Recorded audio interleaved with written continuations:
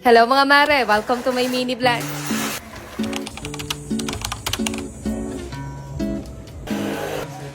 Magandang araw mga mare, literal na napakaganda talaga ng araw ngayon. Tingnan nyo naman at napakaganda ng panahon. Pero bago yan, eto muna yung ganap ko kinagabihan. Nag-toothbrush muna ako dyan, naghilamos, tapos mag-skincare na rin tayo.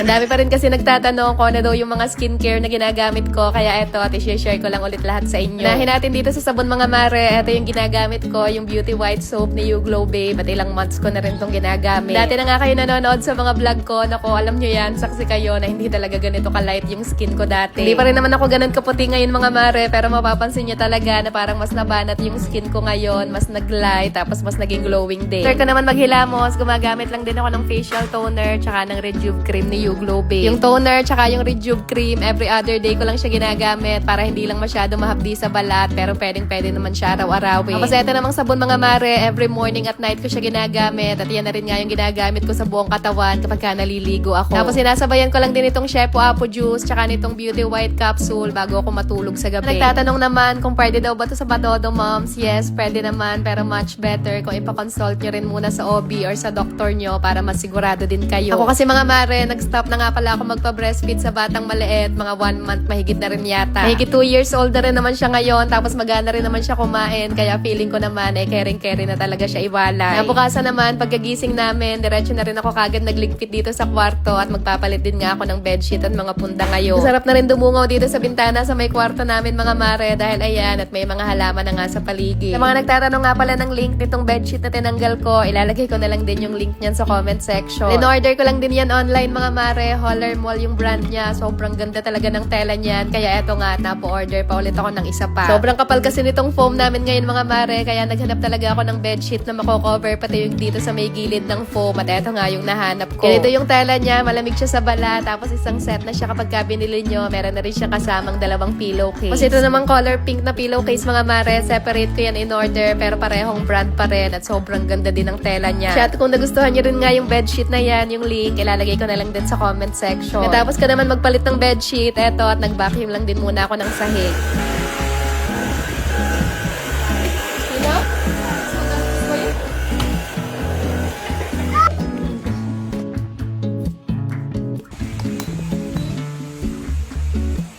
Pagkatapos ko maglinis ng kwarto, gumayak na rin kami dahil mag-grocery din nga kami ngayong araw. Quick outfit check muna bago umalis. Etong top at skirt is from Lubito. Tapos etong tsinelas, na-order ko lang online. Tapos etong bag naman, na-free ko lang yan sa The Generics Pharmacy nung nakaraan na bumili ako ng gamot. Kaya thank you so much, TG Peach. Sobrang excited namin mag-grocery ngayon mga mare, dahil eto nga yung first time na mag-grocery kami dito sa bagong bahay. Ito din talaga yung isa sa mga nagustuhan namin dito sa probinsya mga mare, dahil mabilis nga lang yung biyahe dito, walang traffic. Unlike nga nung andun kami sa Maynila na everyday talaga bumper to bumper yung traffic. Ayun, at pagkarating namin dito, kumain lang din muna kami ng siomay bago mamili, dahil hindi pa rin nga kami nakapag-almusal sa bahay. Feel na feel ko pa naman yung damit ko nung araw na yan, pero ngayon ko lang napansin sa video na halos lumalawit-lawit na pala yung bilbil ko dyan.